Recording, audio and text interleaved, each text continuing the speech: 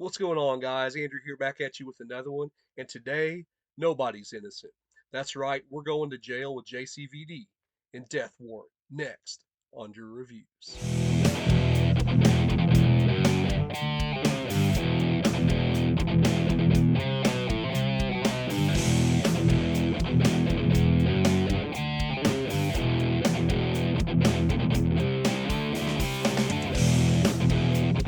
So today, guys, as I said, we're going to be talking about Death Warrant. And to me, this is a tremendously underrated movie. A lot of people wouldn't put this in his upper echelon like Universal Soldier or Bloodsport or Time Cop, but to me, this is right there with them. I have a lot of fun with this movie. I'm going to get into the plot here in a little bit, but am I alone in thinking that Death Warrant is just as good as those? So the basic plot of Death Warrant, just real briefly, you've got Detective Burke, and his partner's killed by the Sandman, and he takes him out there, and so we think that's the end of the Sandman until we find out later.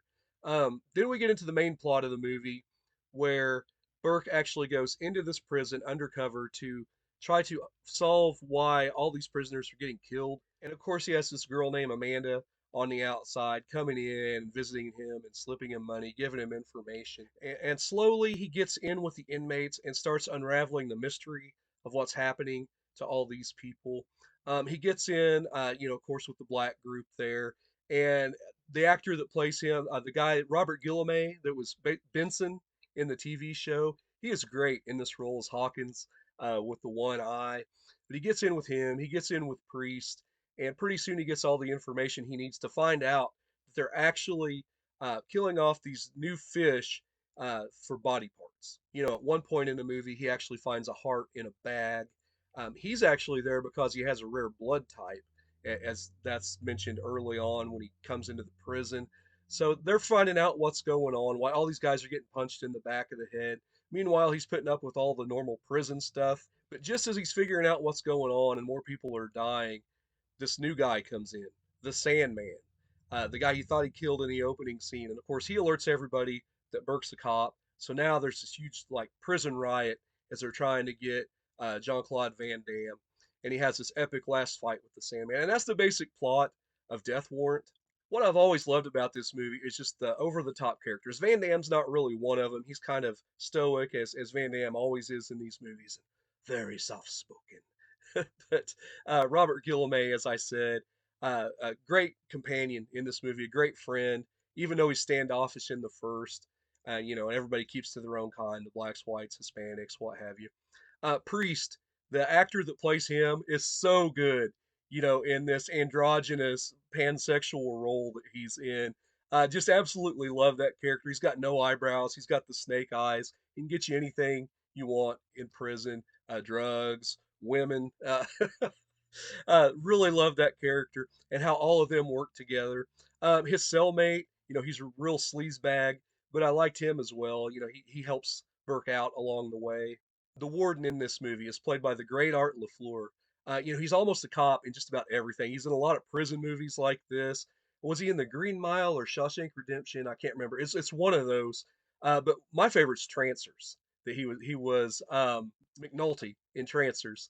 Just a great character actor. I love him as the sleazy warden in this, and he's got all the really low life criminals in the prison doing his dirty work for him, as well as some of his guards. That scene where Amanda comes in to see him, and they actually strip her down and search her. That's just true to that character. The action scenes in this movie are good. He gets into a couple of prison scraps, and then of course the fight with the Sandman at the end of this movie. It's just great. Patrick Kilpatrick plays the Sandman, and I love him in this role. He is a little over the top, but this was a movie made in '89, put out in '90s, so you've got that superhero villain type character that Burke can't quite put down, and I like that about the Sandman. And I can't speak of that scene, that last fight with the Sandman, without talking about the prelude to the fight. I'm talking about when Burke's going, "Where are you?" And he's, "Ah!" And the giant monkey wrench comes flying and hits him in the head. That's what a lot of people remember this movie for. That is over the top and funny, but I love that scene. It just hits all the right notes. I like the mystery of this movie and how it slowly unravels piece by piece. Of course, he has to meet all these people in the prison. He gets to Hawkins, who gets him to Priest, who gets him, to that guy in the infirmary. He starts getting information. He takes some files and gets them to Amanda. And that leads to the kid, the hacker. It's probably my one. As far as how slimy he is hitting on Amanda in that scene in her apartment. But yeah, I really like everything, from that story to the setting there in the prison. Most prison movies I'm not that big of a fan of, but this one I really liked. To the action, the cinematography in this is really good. The music's pretty good. To me, it's really one of Jean-Claude Van Damme's better films. It started out a Cannon film, and I read that MGM took it over when Cannon started having financial issues there in the late 80s. This, of course, was written by David S. Goyer, who'd later go on to do Dark City, which is a really underrated movie, and The Dark Knight. All of those. So story-wise, yeah, it's really good. To me, not enough people, as I said in the beginning, give this credit. I'm going to in this review. I thought I was going to give this a 7, but I'm actually going to go 7.25 for Death Warrant.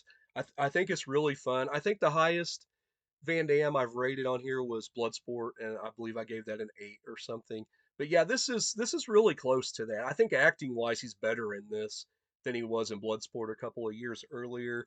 And this to me is one of my favorite Van Damme performances.